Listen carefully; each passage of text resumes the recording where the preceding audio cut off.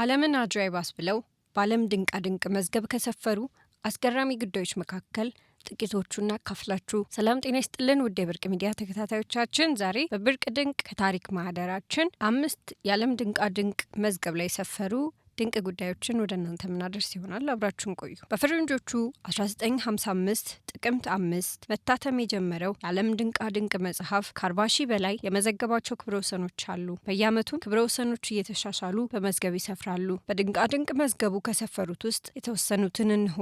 አንደኛ፣ ፈጣኑ የሚነድ ቃሪያ ተመጋቢ ጎርጎሪ ፎስተር በማቃጠል ደረጃ የዓለማችን ቁንጮ የሆነውን 10 የካሎሪና ቃሪያ በ33.15 ሰከንዶች በመመገብ ክብረ ወሰኑን ይዟል። ሆደ ብረቱ የሚል ቅጽል ስም የወጣለት የካሊፎርኒያ ነዋሪ በ2021 3 አፍን የሚያነዱ ቃሪያዎችን በ8.72 ሰከንድ ቆርጥሞ በመብላት በድንቃ ድንቅ መዝገብ መስፈር ችሎ ነበር። ካሊፎርኒያን የፀሐይ ብርሃን በሳንዲያጎ ሰማይ ላይ እንደ ወርቅ ሲፈስ በዓለማችን እጅግ ሞቃታማ የሚባለውን የካሎሪና ቃሪያ የመመገብ ፉክክር ዓለም አቀፍ ትኩረት አግኝቶ ነበር። ዋናው ገጸ ባህሪ ጎሪጎሪ ፎስተር በቁመናው ጨዋ ቢመስልም ምላሱ ግን ከገሃነም እሳት ጋር የተዋወቀ ይመስላል። የሆደ ብረቱ አፈ ታሪክ የተጀመረው በ2021 ነበር። የጊነስ ወርልድ ሪከርድስ መዝገብ ዳኞች በአይናቸው ፊት የተዘረጉት 3 አፍን የሚያነዱ ቃሪያዎች አሉ። የህዝቡ አተነፋፈስ ከሰከንዶች ቆጠራ ጋር ተመሳስሎ ነበር። ጎሪጎሪ አይኑን አጥብቆ ጨፍኖ ፊቱን ሳያጨማድድ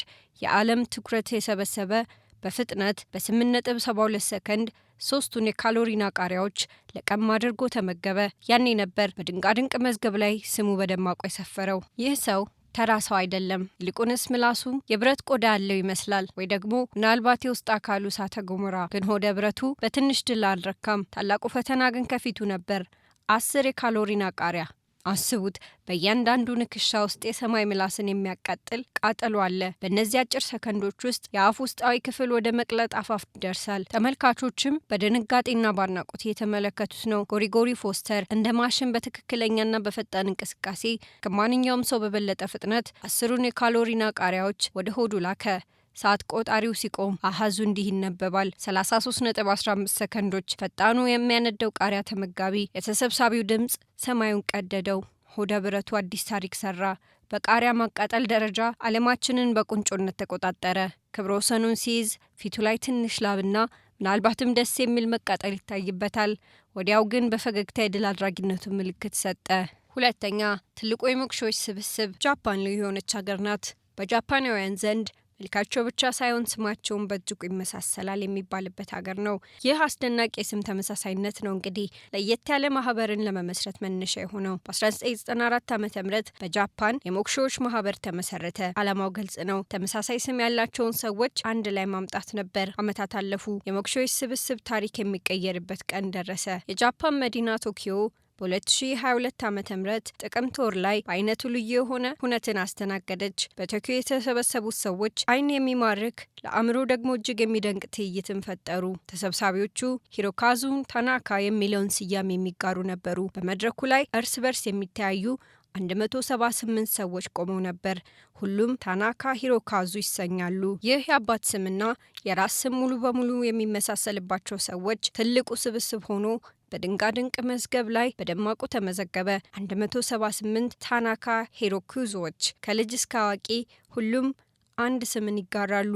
የድንቃ ድንቅ መዝገብ ዳኞች በበኩላቸው ይህ አይነቱ ልዩ የሆነ ስብሰባ መሆኑን አረጋግጠዋል። ይህ የጃፓናውያን ስኬት ከዚህ ቀደም በ2005 ዓ.ም ተይዞ የነበረውን ክብረ ወሰን ሽሮ የተመዘገበ ነው። በዚያን ጊዜ በአሜሪካ ማርታ ስቲዋርት የሚል ስም ያላቸው 164 ሰዎች ተሰባስበው የነበረ ቢሆንም ጃፓናውያኑ ሂሮካዙ ታናካዎች ቁጥራቸው በልጦ አዲስ ታሪክን አስመዝግበዋል። የሂሮካዙ ታናካ ስብስብ የሚያስተምረን ነገር ቢኖር ስም የሰውን ማንነት መገለጫ ቢሆንም በቡድን ደረጃ ግን አንድ ስም መጋራት የማይረሳ ማህበራዊ ትስስርና የዓለም ክብረ ወሰን ማስመዝገቢያ ልዩ አጋጣሚ መሆኑን ነው። ሶስተኛ፣ በዱባ ጀልባ ረጅሙ ጉዞ። ዱዋን ሃንሰን የተባለው አሜሪካዊ 60ኛ ዓመት የልደት በዓሉን በተለየ መንገድ አክብሮታል። በአሜሪካ የምትገኘው ኔብራስካ ግዛት የየቀን ውሎ ሰላማዊ ነው።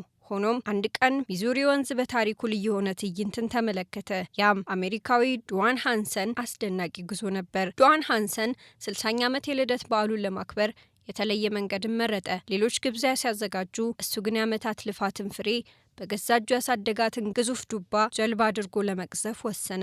የዱባዋ ጀልባ የቅንጦት ሞተር ሳይሆን የብርቱካናማ ዱባ ቅርፊት ነው። ይህች ግዙፍ ፈዛዛና በቀላሉ የምትወዛወዝ ጀልባ ኤስኤስ ቤርታ የሚል ስም ተሰጥቷት ነበር። ዱዋን ጀልባዋን ወደ ሚዙሪ ወንዝ ሲያስገባ የገዛ ቤተሰቦቹና ጓደኞቹ በጀልባ ተከትለውት ነበር። አንዲትም ቅጽበት ከዓለም ድንቃድንቅ መዝገብ ውጪ እንዳትሆን ምስክርነት ለመሆን ጉዞው እንደ ቀልድ ቢጀመርም ዱዋን ሃንሰን ግን ጉዞውን ከቀላል መዝናናት ወደ ከባድ ተጋድሎ ለወጠው። በወንዙ ላይ ለብቻው ሆኖ ቀዘፈበት ሰዓታት ያሳለፋቸውን የህይወት ውጣ ውረዶችና የእድሜውን ረጅም መንገድና ከፊቱ ያለውን ጊዜ እያሰላሰለ ይመስላል።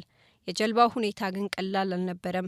ግዙፉ ዱባ ውሃ ሲያስጎደጉድ፣ አንዳንዴም ባሸዋ ክምር ላይ ሲሰካ፣ የሞገድ ንቅናቄውም ሊገለብጠው ሲቃረብ ዱዋን ከፍተኛ ትኩረትና ጥረት ማድረግ ነበረበት። የዱዋን ትግል ለ11 ሰዓታት ያክል ቀጠለ። ፀሐይ ወጥታ እስከምትጠልቅ ድረስ ከብዙ ውጣ ውረድ በኋላ ኤስኤስ ቤርታ የኔብራስካ ከተማን ወደብ ደረሰች። ይህ የአሜሪካ የልደት በዓል ጉዞ ቀላል አልነበረም። በስተመጨረሻም ዱዋን ሃንሰን 60 ኪሎ ሜትሮችን 38 ማይል ያህል በዱባ ጀልባው በመጓዝ ክብረ ወሰኑን በይፋ ሰበረ። በአይነቱ ልዩ የሆነ የልደት በዓል ማክበሪያው ዱዋን ሃንሰን ስሙን በዓለም ድንቃድንቅ መዝገብ ላይ በጀግንነት ማስፈር ቻለ። የዱባ ጀልባ ጉዞው የሰው ልጅ የመፍጠር ብቃትን፣ ጽናትንና ትልልቅ ህልሞችን ለማሳካት ያለውን ቁርጠኝነት የሚያሳይ ያልተለመደ ተረት ሆኖ ተመዝግቧል። አራተኛ ጢማሞቹ። በአሜሪካ ምዕራባዊ ክፍል በምትገኘው ዋሚንግ ከተማ የተሰባሰቡ ሪዛሞች የትብብርን ኃይል አሳይተዋል። እርስ በርስ የተጋደመው ጢም ሲለካ 45 ሜትር በመሆኑም በአዲስ ክብረ ወሰን ሆኖ ተመዝግቧል። አንዳንዴ ክብረ ወሰንን ለመስበር ብረት ማንሳት፣ 100 ሜትር መሮጥ ወይም ፏፏቴ ላይ መዝለል አይጠቅምም። የሚያስፈልገው ትዕግስት ነው። የቅንጦት ጢምና ታላቅ ትብብር ብቻ ነው። አሜሪካ በምትገኘው ውቧ ዋሚንግ ከተማ ውስጥ ባርቤኪውና የካውቦይ ኮፍያ ብቻ ሳይሆን እጅግ አስገራሚ የሆኑ ጢም ያላቸው ጀግኖችም አሉ። እነዚህ እውነተኛ ሪዛሞች በአብዛኛው የጢም ተወዳዳሪዎች ለአንድ ታላቅ ዓላማ ተሰባሰቡ። ዓለማይቶት የማይጠግበውን አንድነት ለመፍጠር በአንድ መስመር ተሰለፉ። የያዙትንም ትልቁን መሳሪያ ረጅሙን ለዓመታት ያሳደጉትን ጢማቸውን አቀረቡ። እያንዳንዱ ሰው የጢሙን ጫፍ ለሁለት ከፍሎ በአቅራቢያው ካለው ሰው ወይም የጎረቤቱ ጢም ጋር በትንሽ ክሊፖች አያያዘ። ይህም እንደ ቀልድ የተጀመረ አይመስልም። የተጀመረው በቁም ነገር ነው፣ በታላቅ ትብብርና በትክክለኛ አስተላለፍ ነው። ከወዲያኛውም ወደ ወዲያኛውም ከቀኝ ወደ ግራ የሰው ጸጉር ሰንሰለት ተፈጠረ። ውጤቱም ድንቅ ሆነ። ይህ እርስ በርስ የተጋደመው ጢም ሰንሰለት ሲለካ ርዝመቱ 45 ሜትር ደርሷል። 45 ሜትር፣ ይህ ማለት ከቀድሞ ክብረ ወሰን በእጥፍ የሚበልጥ በአይነቱ ልዩ የሆነ የአንድነት ሰንሰለት ማለት ነው። የዋሚንግ ጢማሞቹ በዚህ አስደናቂ ስኬት ዓለምን አስገርመዋል። ክብረ ወሰኑን በመስበር ያሳዩት ትብብርና በእርግጥም የጢማቸው ርዝመት በዓለም ድንቃድንቅ መዝገብ ላይ እንዲደምቁ በደማቁ እንዲመዘገብ አድርጓል። አምስተኛ ረጅሙ በገመድ ላይ ጉዞ።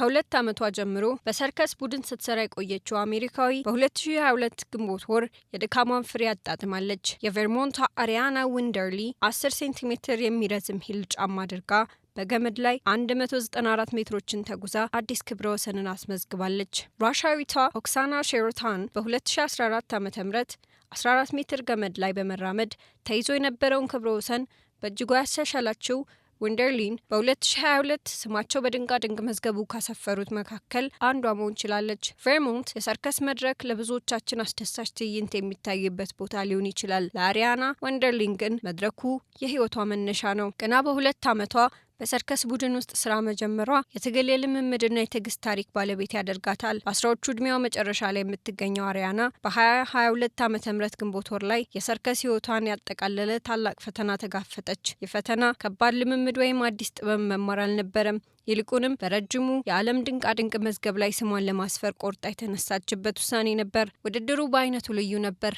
በጠባብ ገመድ ላይ በረጅም 10 ሴንቲሜትር 4 ኢንች የሚረዝም ተረከዝ ወይም ሃይ ሂል አድርጎ መጓዝ። የራሻይቷ ኦክሳና ሼሮታን በ2014 በ14 ሜትር ገመድ ላይ በመራመድ ያስመዘገበችውን ክብረ ወሰን በዓለም ላይ አሪያና 14 ሜትር ርቀትን በህልሟም ለማየት አልፈለገችም። ይልቁንም ራሷን ከራሷ አቅም በላይ በሆነ ግብ ወጠረች። ራሴ ማመንና ከማስበው በላይ መስራት እንደምችል ለራሴ ማረጋገጥ ፈልጋል የሚል መሪ ቃል ነበራት። በዚያ ቀን አሪያና ወደ ገመዱ ስትወጣ ከሷ በታች የሰርከስ ሰው የሆነው ባቷና የሚወዳት ቤተሰቦቿ ቤተሰቦቿ በጭንቀት ይከታተሏት ነበር። 10 ሴንቲሜትር የሚረዝመው ተረከዝ በጠባቡ መንገድ ላይ ሲንቀሳቀስ እያንዳንዱ እርምጃ የትዕግስትና የመረጋጋት ውጊያ ነበር። የእግር ጣቶቿን ተረከዙንና ጠቅላላ ሰውነቷን ባልተለመደ መንገድ አዋህዳ ወዲያና ወዲህ እየተመላለሰች ገመዱን መሸፈን ጀመረች። ሰዓቱ እንደ ውሃ ፈሰሰ። ውድድሩ ለ1 ሰዓት ያክል ቀጥሎ አሪያና 52 ጊዜ ገመዱን ተመላለሰች። በስተመጨረሻም የድካሟ ፍሬ አፈራ።